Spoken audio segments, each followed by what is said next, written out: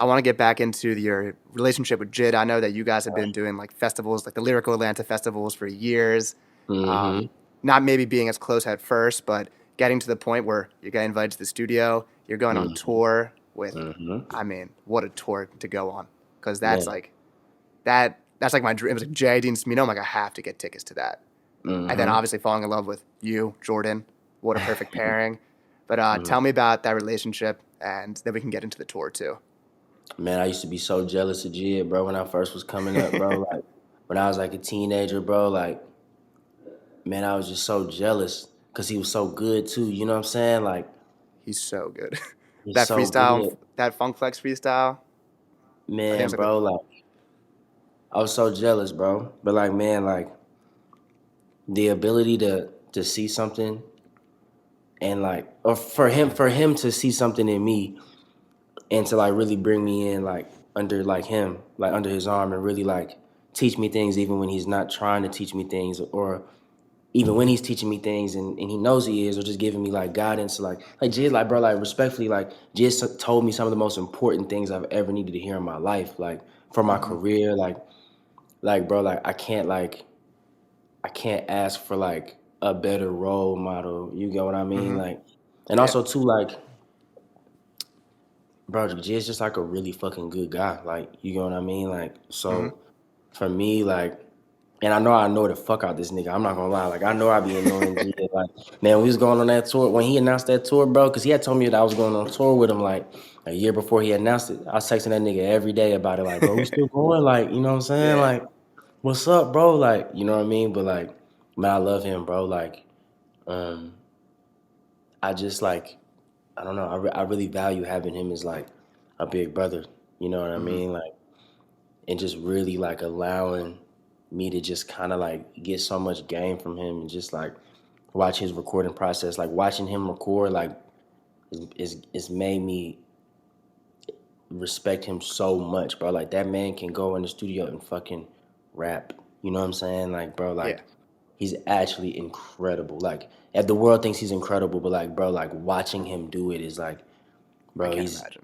it's insane. You know what I mean? So like, bro, there's only like a handful of people that I'm extremely grateful for, like in my career, and he's hmm definitely one of them. You get what I mean? Yeah. My favorite video ever is the Revenge of the Dreamers documentary. I don't know how many Hmm. times I've watched that, but seeing Hmm. like just the videos of him doing Down Bad, like, I don't know. I Hmm. mean, Boz was talking about it in an interview the other day, but like, how do you go after that? Like, that's Yeah, what are you yeah. supposed to do? Hmm. And I mean, he talked about him being a great person. I told you before that I met him my senior year of high school, so about 5, 6 years ago. And Hmm. it was in a Verizon store in a meetup in Philadelphia. He let Hmm. me rap for him. He's like, yo, I'll follow you on Twitter. He didn't, but he was so nice about it. And he's like, yo, you're spitting, you're spitting. Someone was like, yo, you got to hurry up. He's like, no, let him go. And I mean, just how important of a moment that was for me, even though I was spitting bad bars. I'm like, damn, got to talk to the GOAT. Legit, yeah, that's But crazy.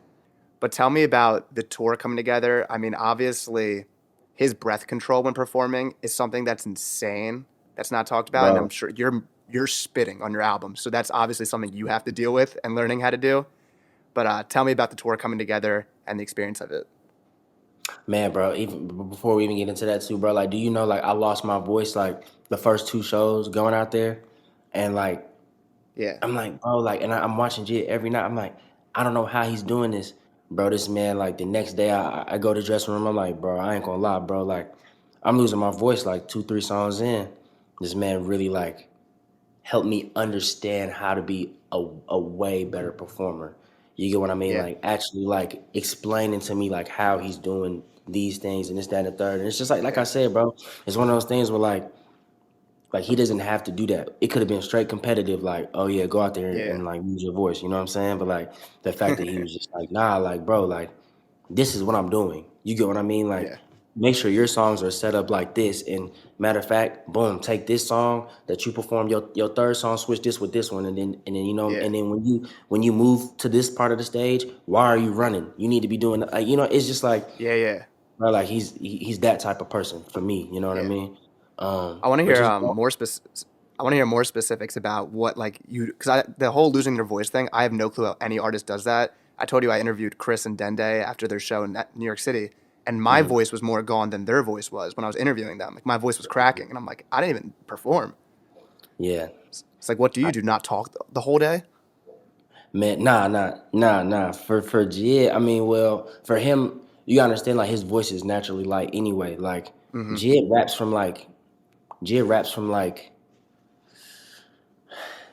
JID kind of raps from a different place from where like I rap from. Like I rap from the Mm-hmm. back of my throat. You know what I mean? Okay. So Yeah, yeah. um while JID is kind of more so it's all like it's all like um it's more so in the nose than it is from the back of the throat. Pause. You Okay. know what I'm saying?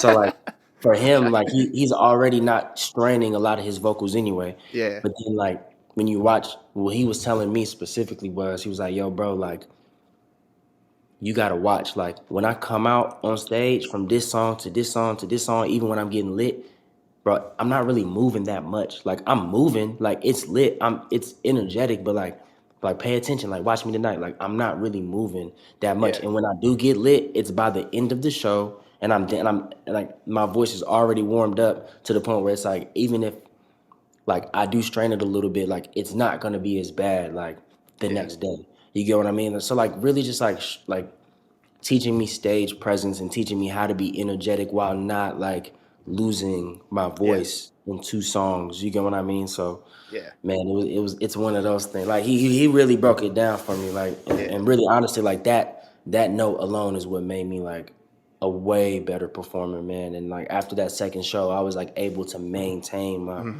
Mm-hmm. my voice. You know what I mean? Yeah. Now tell me about going across the country and performing the new album. Then you got to go over. Yeah, You got to go overseas and perform the album. That's everyone's yeah. dream. Tell me about that feeling. Man, that shit was crazy, bro. Like I had never been overseas before. I ain't never had no passport until Jid made me go get one. Damn. So it was just like it was mind blowing, bro. Because for me, like when we're on tour in general, whether it's in the U.S. or it's overseas, bro, Jid's doing what 5 to 6 thousand people a night, Yeah. bro. It's like 200 people there that know every single word that I'm about to rap. So for me, it's just like, damn, like. I didn't even know I was reaching these people, you know what I mean, Yeah. or reaching people like this, on a smaller scale, yes, but like this is crazy. And then walking away with more fans, but um, overseas was crazy to me because like you can just watch people connect with your music that don't even necessarily understand what you're talking about, but it's something else 100%. that's bigger. It's something else that's bigger than context that like they're connecting with. You can call it energy or feeling or whatever, you know what I mean? And just that alone is just like, damn, like this is crazy, you know what I mean? Mm-hmm. Yeah. I So mean, yeah, my boy Drake really was brought me overseas. That was insane. Drake was saying during that Grammy speech, he's like, "This award's cool and all, but if you got people coming out to see you on tour and they Mhm. connect with the music, like that's all you need." And Yeah, facts. it's interesting for me and like my hip hop journey. Like I say, I think "To Pimp a Butterfly" is the greatest hip hop album ever made, but it Hmm. wasn't obviously made for someone like me to consume. Like I'm not the target audience, but it makes All right. me, I think, a better person because I'm hearing these stories from other people. And I think that's like my favorite part about hip hop is just learning because you're just like hearing everyone's stories from how they grew up differently. Mm-hmm. And yeah, I mean, listening to your music, you're so honest about your come up and your family situation and your current mental state and stuff. And I think that's what people, even if they can't connect with the literal story that you're going through, they can connect with the emotion behind the story. Yeah, yeah. Like I said, man, it's things bigger than context, man. Mhm. So I appreciate that you even said that too, bro. That's crazy. Yeah. Now, of Yeah. course, I mean, I'm someone who's like a huge Freddie Gibbs fan. I mean, I'm Yeah. not, it's hard to sometimes connect with that shit, but like, there's an underlying emotion that you can empathize with what he's talking about. Mm-hmm. That I Mm-hmm. think is important for hip hop. I mean, shout out I to hip hop. agree. It's the best. Facts. I think one thing about Atlanta is that our beats still be hard as fuck though. You get what I'm They are. saying? Like we're Yeah. not like we're not coming out the gate just boom rap like boom bap rapping like Ben Riley beats is insane. Like Marco beats is like insane. Like Jid for the most part, like his beats Dude, are insane. Like you know what I mean? Like Christo makes the craziest beats. Christo is like a fucking genius, brother. I was listening to the Forever Story this morning, and Mhm. just the first song is just like heavy 808s just banging. And it's like, what is this Mhm. beat? It's I was amazing. there. I was there for that. That was crazy. Them making it. Oh my god! Mm-hmm. Like I got the Yeah. shit you can play for your mama. I got the shit you can play for the hoes. That Bro, is that nigga, bro, Jid, like, I was just talking to him about this shit this week too, because he told me to pull up to the studio, and I was just like, bro, like, I'm gonna just pull up at like, cause he told me he's recording at 12, but I know what that really mean. Like he really recording at like 10 in the morning.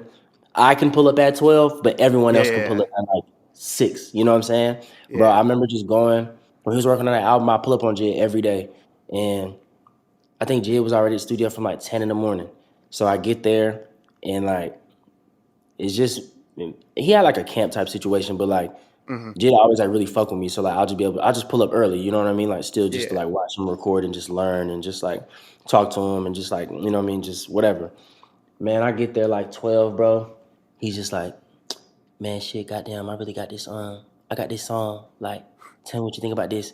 And he just, well, someone raise a big Oh jack. my I'm like, where the fuck is this going? God. This. And then that shit dropping, I'm just like, Whew. bro, this nigga is crazy. I'm like, bro, I don't know what made you think of this shit, like, but this shit is crazy. I think the switch up was already on there at that time, but like, I just remember like hearing the first part of that song, like, and just being like, bro, you did this at Oh 10 in my. the morning, like, what are you doing, like? And you went to sleep at Yeah. like 4, bro. So like, That, what's going on in your head, like, you know what I that's mean? not a 10 in the morning type of song. He got Nah, cracking the it's not. whip, whipping the crack, just like the crack as it did in the black. Come on. Yeah, like he's Jid's crazy. Yeah.